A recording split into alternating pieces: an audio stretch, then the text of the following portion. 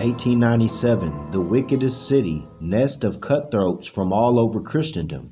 And this is speaking about how all the Europeans would go into the Moorish Empire and take advantage. A case where Europe has touched Africa without affecting any visible improvement.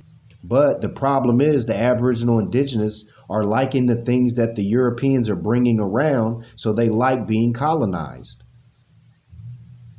Most Americans get their idea of Tangier from a popular story which describes the life here of certain fugitives from American justice, safe from arrest because of the lack of an extradition treaty, which is exactly why Europeans would run to the Americas to get help from the Moors when they was being enslaved by the British. The British is coming, the British is coming. That's why this journey is in stages. I remember years ago, I sent that to Mother Anaida, and she wrote me right back and was like, how clever are you? You know what I'm saying? Because I was thinking, was Paul Revere for us or against us? He was letting us know that the British was coming. You know what I'm saying? And they burnt down the White House too. It's a known fact. They still exist here. Bouvier's Law Dictionary, Commonwealth, a loose confederation of the former British Empire. So that lets you know that they're still here operating and violating, supporting their institution with slavery. The lack of extradition treaty is convenient, but America is a long way off. Most of the cheerful cutthroats and amiable embezzlers who exploits cast a halo of glory over Tangier society are from the nearest countries, especially from Spain, which is only a few miles away, from Portugal, France, and Italy. Now we know France went against the Moorish Empire, and Portugal's flag has 5 crowns that celebrate the defeat of the 5 Moorish families, El Beideh, Al, and Ali. Go check that out. I have that on the channel as well. Tangier is as European in its government as Shanghai. It is ruled by a sanitary council composed of all the foreign ministers to Morocco, acting with the Shareefian, or Moorish Minister of Foreign Affairs. Noble Ali was Sheikh Sharif Abdul Ali. So all the foreign ministers, which are all the European nations, have to listen to the Sharif, and that's just the way it goes, brothers and sisters. Noble Ali was the end all, be all. That's why he gave the divine warning, and he spoke to the nations of the world to save the nations from the wrath of Allah, to be the universal prophet and to teach love, truth, peace, freedom, and justice to all nations in all lands, because he was the man.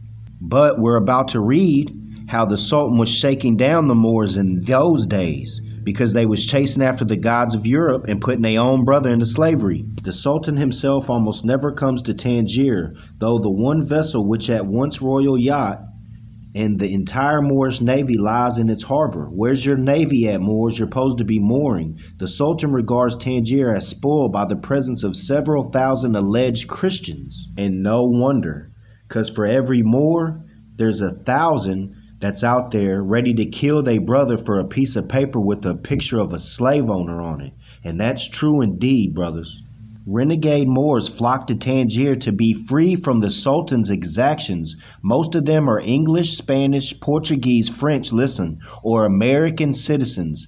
Though how they got their naturalization papers is a dim Oriental mystery. It's a mystery because the Moors didn't have naturalization papers. If anything, they had a proclamation. But this is being seen through European eyes, through naturalization process they use. These people are constantly appealing to their respective ministers to protect them, just like in these days and times, and constitute a first-class nuisance to everyone concerned. It is not wonderful they value their citizenship papers so highly. Yes, it is, because that's their proclamation to the world of their nationality and their claim to the estate.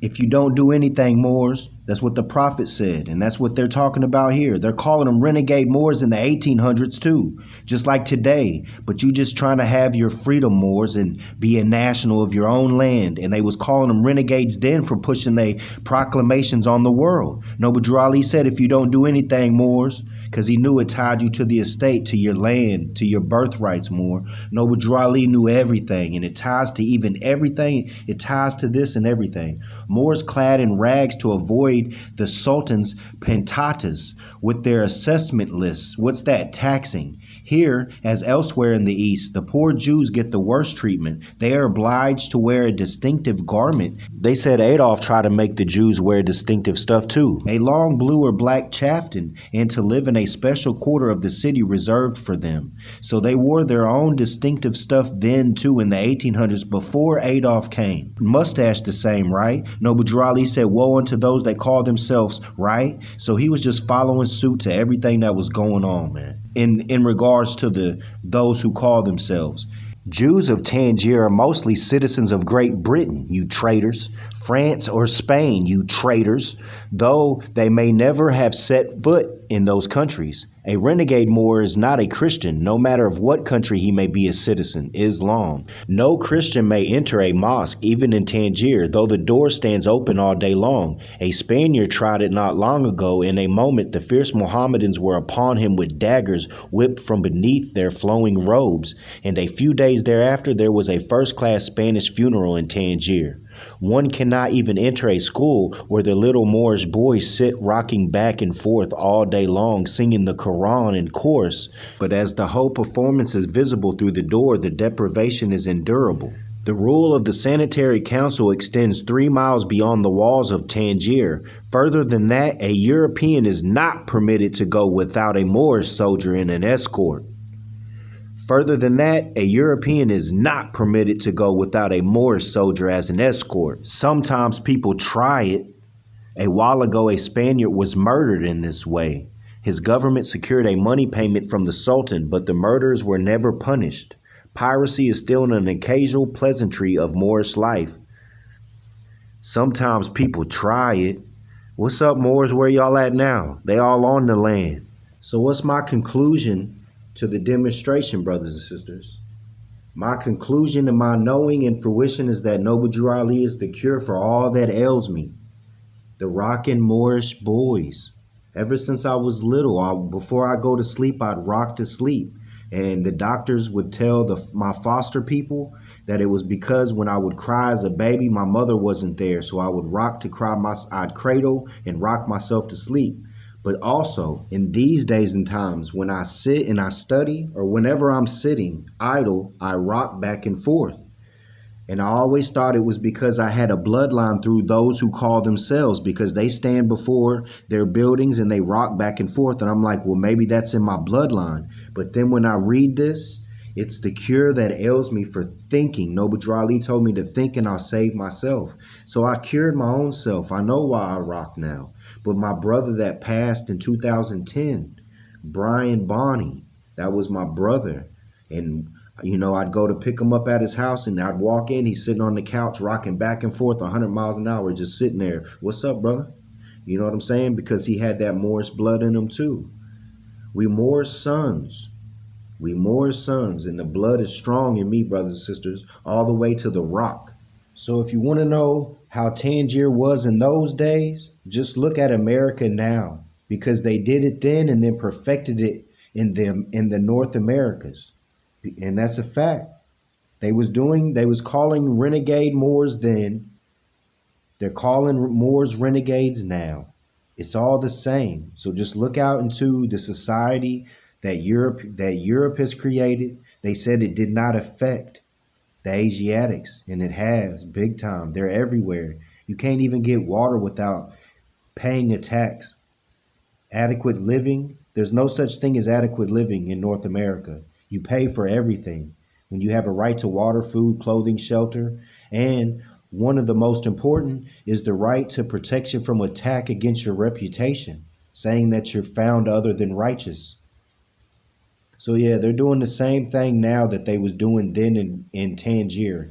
The ethers are strong, brothers and sisters. It was like maybe 2 months ago, I put up the Balfour Agreement, where it shows the European Jews was able to go into the Holy Lands and take it over. And then they pushed out the ones that they're calling the Jews. They try to flip it, but they kept them from the Moors Gate, and they took them out of the Holy Land and put them in a little village on the outskirts of it. But they call them Jews too in this right here, in this article. But those was actually Moors too. Like we seen through the studies, a mile wide of guards on horses, keeping them from coming down from the mountains, man, getting stuff they need as well. nest of cutthroats is what it said. But you see, we didn't read over it, but in the article it said the Sharif was shaking down a lot of the wealthy Moors too, and that was the Sharif. But see, in Noble Drew Ali's time, he was doing it the true and correct way that is supposed to be done. But in those times, they was putting their brothers into slavery over finance, causing discord over finance, as the prophet spoke of. So it wasn't really lack of finance, it was the organization and the true hand-to-hand of each Moor to Moor with the honest hand, without their hand in the pie. I was reading in the Quran, and it said that this life is but a shadow of a dream, brothers and sisters, but a shadow of a dream.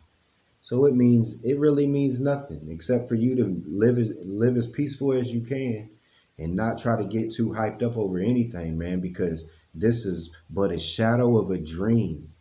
Pumas and Adidas, owned by the Jews. Jam Master Jay was dead the moment Run wore the shoes. Nipsey Hussle walking with the blood of Selassie. Had to take him out, he was stepping too flashy. I tell you if you ask me, Adep Ashkenazi, spitting out the truth till Cohen smash me. Illest on the flow, troglodyte in Nebraska. Morocco is the empire, Maria smelling gassy. Justice coming knocking, ain't no talking for you traitors. Thunderdomes rocking, fences flying, respirators. Scimitar serrated, slicing flesh like a laser. A razor to eastern stars, printing stargazers. Maces in the mazes, but I'm bloodline related. Gnosis flowing through the heart like my arteries inflated. Infiltrators torn apart, handed to the waiter. Put the bones in the bag, Cujo will want them later.